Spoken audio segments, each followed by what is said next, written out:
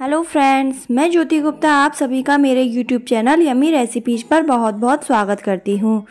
तो फ्रेंड्स लीजिए, मैं आज आप सभी के लिए इतनी खास और एक यूनिक ट्रिक लेकर आई हूँ ना, इससे आप सभी के घर में महीने की 1000 से 1500 तक की बचत आराम से कर सकते हैं, और वो भी बहुत ही आसानी से, पर इस खास ट्रिक को फॉलो करने के बाद ही। मैं तो अपने घर में हर महीने ये बचत करती हूँ। अगर आप भी करना चाहते हो तो रेसिपी में लास्ट तक मेरे साथ बने रहिएगा। फ्रेंड्स, दूध हम सभी के घरों में आता है, उसके ऊपर काफ़ी सारी मलाई भी आ जाती है। आजकल की जनरेशन क्या है कि मलाई दूध के साथ पीना बिल्कुल भी पसंद नहीं करती है, दूध को छान कर पीते हैं। तो उससे अच्छा है कि हम दूध की मलाई निकाल कर अलग कर लेते हैं। किनारों पर जो मलाई लग जाती है उसे नाइफ या स्पून की सहायता से हटा लें इस तरीके से। और यहाँ मैंने पहले से ही मलाई इकट्ठा करके रखी है। अब ये जो भगोनी के दूध की जो मलाई है इसे भी मैं इसमें ट्रांसफ़र कर दूंगी। यह मलाई मेरी करीब 6 से 7 दिन की है। इससे ज़्यादा दिन की मलाई मैं इकट्ठी नहीं करती हूँ। इससे पहले ही मैं मलाई से घी निकाल लेती हूँ, मक्खन निकाल लेती हूँ।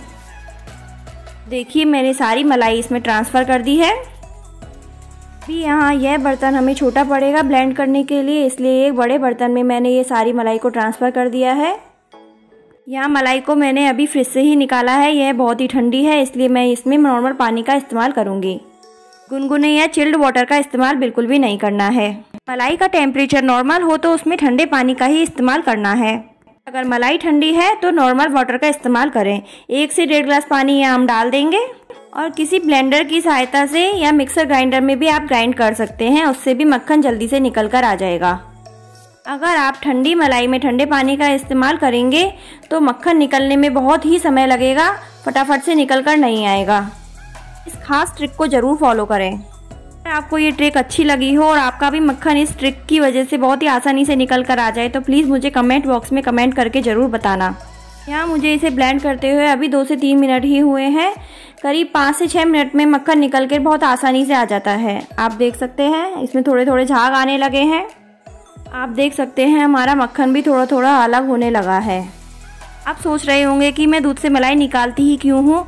मैं दूध से मलाई तब निकालती हूँ जब कोई भी उस दूध को नहीं पीता है। मैं दूध को सिर्फ एक ही बार बॉईल करती हूँ, तब वह सारा दूध यूज हो जाता है। जब दूध बच जाता है तो उसके ऊपर जो मलाई रहती है मैं बस उसी को निकालती हूँ।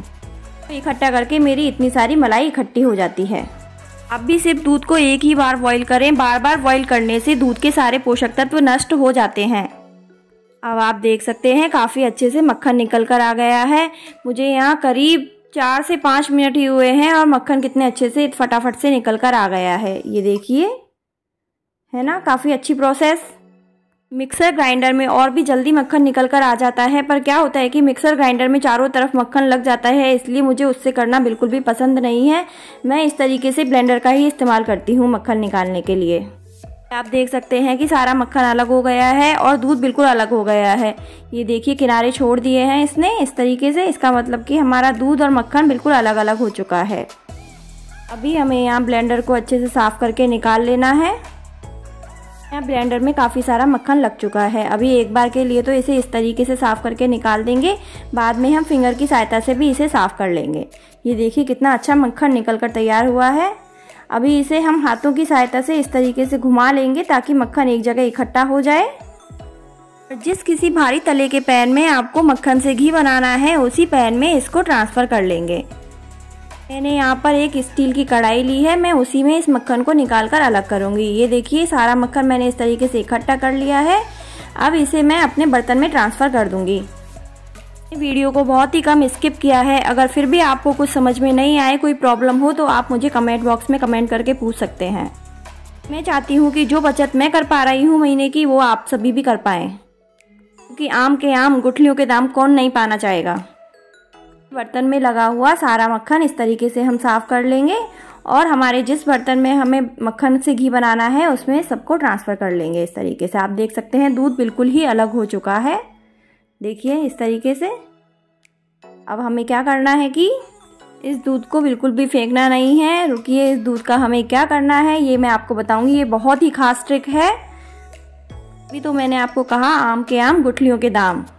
तो ये जो हमारा मक्खन है इसे दबा दबा कर इस तरीके से अच्छे से सेट कर लेंगे, और इसमें से जिससे क्या हुआ कि जो एक्स्ट्रा दूध है वो साइड से निकल कर आ जाएगा। आप देख सकते हैं इस तरीके से, जो वीडियो में आपको दिख रहा है ना, बिल्कुल इस तरीके से। इसे भी हमें क्या करना है, जिस भगोनी में हमारा दूध था उसमें इसे डाल देंगे वापस।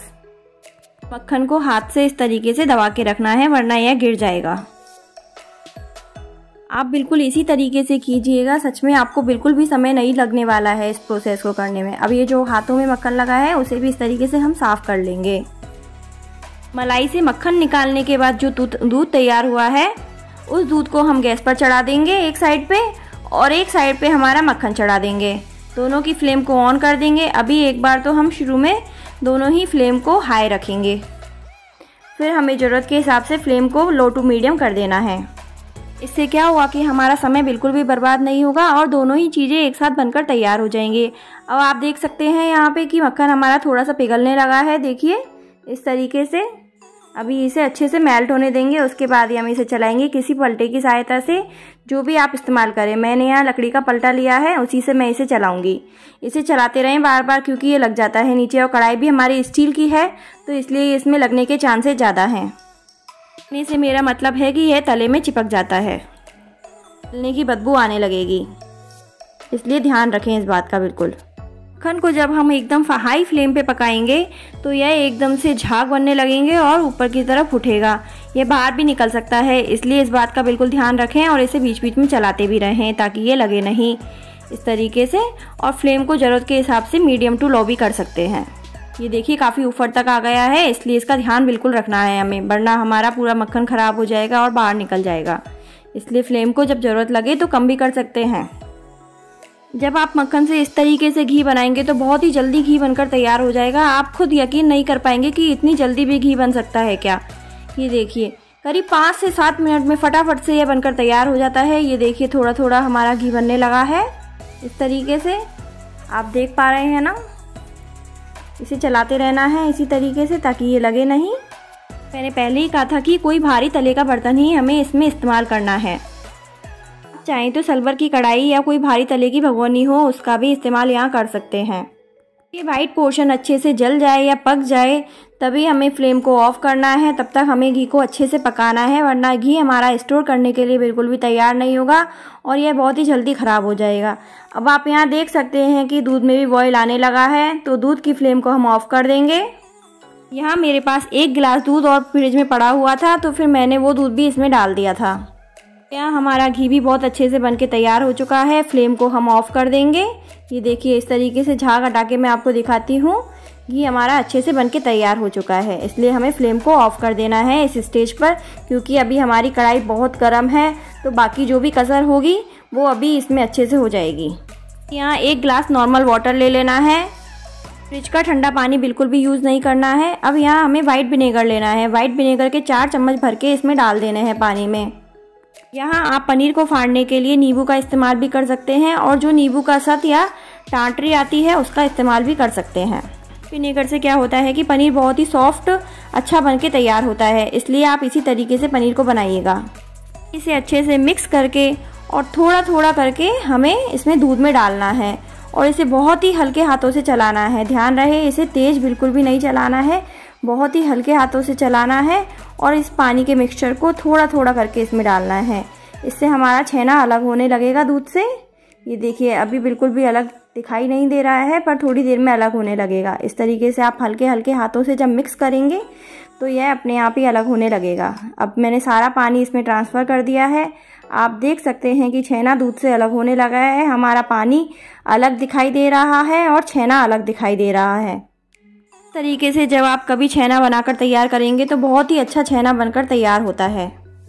कभी मुझे नॉर्मल दूध से भी दूध फाड़ के तैयार करना होता है, पनीर बनाना होता है, तो मैं इसी प्रोसेस को फॉलो करती हूँ और नॉर्मल दूध को भी इसी तरीके से फाड़ती हूँ। बहुत ही अच्छा छेना एकदम बिल्कुल मार्केट से भी बढ़िया बन के तैयार होता है।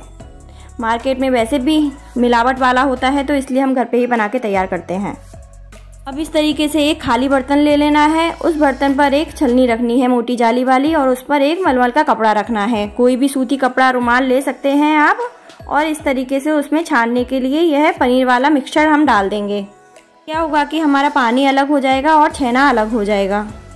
जब मैं इस प्रोसेस को कर रही थी तो मेरा छेना भगोनी में ही रह गया, तो मैंने उसे चम्मच की सहायता से निकाल लिया था। देखिए इस तरीके से आप भी ऐसा कर सकते हैं। इस तरीके से छेना बनाने से काफ़ी सारा छेना बनकर तैयार होता है, इसलिए इस प्रोसेस को हमेशा आप ध्यान में रखें। इस स्टेज पर आप वीडियो को बिल्कुल भी स्किप नहीं कीजिएगा, आप लगातार इसे देखिए। अभी हम क्या करने वाले हैं आगे देखिए। इस छेने की पोटली को, ये देखिए बर्तन को तो अलग रख देंगे और ये छेने की पोटली है, इसे उठाएंगे हम। देखिए काफ़ी लोग क्या करते हैं कि इस तरीके से ही छेने को छोड़ देते हैं, तो वो क्यूब में नहीं कट पाता है और इसी तरीके से इसे सब्जी में इस्तेमाल भी कर लेते हैं। पर मैं यहाँ ऐसा नहीं करूँगी, आपको पूरी प्रोसेस बताऊँगी। जैसे मार्केट वाला पनीर होता है, बिल्कुल वैसा ही पनीर आप घर पर बनाकर तैयार कर पाएंगे, इसलिए मैं इसकी पूरी प्रोसेस आपको बताऊँगी। इसको पोटली नुमा बना के इस तरीके से इसी पानी में 2-3 बार इसे डिप करना है, ताकि कपड़ों के साइड पर भी जितना भी छेना लगा होगा वो अच्छे से हटकर इसमें कपड़े में अंदर आ जाएगा। इस तरीके से देखिए। अब इस पर हमें वेट रखना है, आपके पास जो भी वेट हो वो आप रख सकते हैं। मेरे पास यहाँ 2 लोड़ी थी तो मैंने इन्हीं को रख दिया है इस तरीके से। इससे क्या होगा कि हमारे छेने के अंदर जितना भी पानी होगा एक्स्ट्रा वो निकल जाएगा और वो क्यूब में कटने के लिए तैयार हो जाएगा, बिल्कुल मार्केट जैसा। मेरे पास अभी और कोई वेट नहीं था, इसलिए मैंने इसे रखा है। अब आप देख सकते हैं वेट की वजह से सारा पानी निकल कर बाहर आ रहा है। इस तरीके से छेने में जितना भी एक्स्ट्रा पानी होगा वो सारा बाहर निकल जाएगा और छेना बनके तैयार हो जाएगा, बिल्कुल क्यूब की तरह जम जाएगा। बिल्कुल इसे सेट होने के लिए आधे घंटे से ज़्यादा हमें बिल्कुल भी नहीं रखना है। अब आप यहाँ देख सकते हैं हमारा घी भी बनके तैयार हो चुका है, थोड़ा ठंडा भी हो चुका है। इसे हम छान के अलग कर लेंगे, ताकि ये जो इसका वेस्ट पार्ट निकल कर आया है घी में से वो अलग हो जाए। आप लोग विश्वास नहीं करेंगे, 6 से 7 दिन की मलाई से यहाँ मेरा 500 ग्राम घी निकलकर तैयार हुआ है। यहाँ अभी इस कढ़ाई को हमें साइड पे रखना है, इसका हमें क्या करना है आगे आप लोगों को बताऊंगी, इसलिए वीडियो में बने रहिए। अभी यहाँ देखिए आप कितना अच्छा घी निकलकर तैयार हुआ है, एकदम घर का बिल्कुल फ्रेश घी। अभी हमें मार्केट से घी लाने की बिल्कुल भी ज़रूरत नहीं पड़ती है। ये देखिए आप, यह मेरा 500 ग्राम का बर्तन है, यानी कि ½ kg का बर्तन है ये, और ये पूरा की पूरा भर गया है। इस तरीके से मैं हर महीने घी निकाल के तैयार कर लेती हूँ। इस हिसाब से करीब मेरा 1.5 किलो घी तो निकलकर तैयार हो ही जाता है महीने का, कभी कभी 2 किलो भी हो जाता है। तो हमें घर पे ही घी बना के तैयार कर सकते हैं, तो मार्केट से लाने की क्या ज़रूरत है। ये जो वेस्ट पार्ट निकल कर आया है इसका इस्तेमाल हमें बिल्कुल अभी नहीं करना है।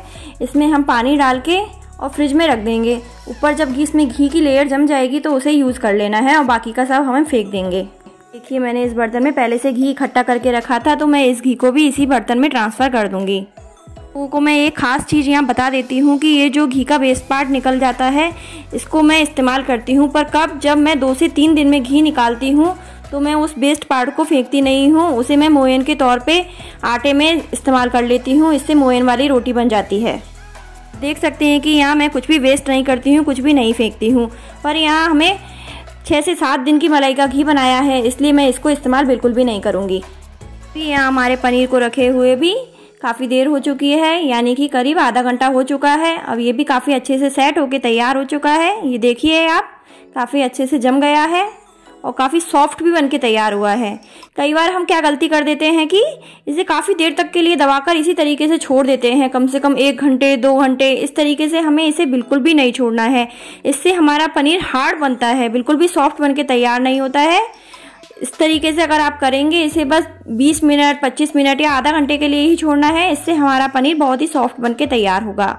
आप देख सकते हैं जब हम इसे दबा रहे हैं तो वापस ऊपर उठ के आ रहा है, इसका मतलब परफेक्ट पनीर बनके तैयार हुआ है। इसीलिए मैं आप सभी को बार बार कह रही हूँ कि इसी पूरी प्रोसेस को फॉलो करते हुए आप भी ऐसा करेंगे तो काफ़ी बचत कर पाएंगे और सारी चीज़ घर की ही बनाकर परफेक्ट बनाकर तैयार कर पाएंगे।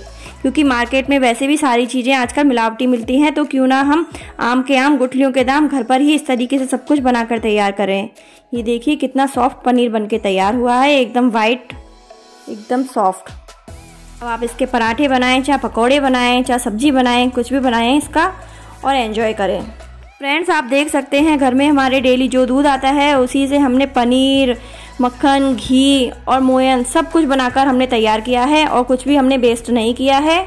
तो इस तरीके से आप इस रेसिपी को ज़रूर फॉलो कीजिएगा। अगर आपको इसमें कुछ भी पसंद आया हो तो प्लीज़ चैनल को लाइक सब्सक्राइब ज़रूर कीजिए और अपने फ्रेंड्स फैमिली के साथ शेयर ज़रूर कीजिएगा। और मुझे कमेंट बॉक्स में कमेंट करके ज़रूर बताइएगा कि आपको ये रेसिपी अच्छी लगी या नहीं। तो चलिए मिलते हैं नेक्स्ट वीडियो में, तब तक के लिए बाय बाय।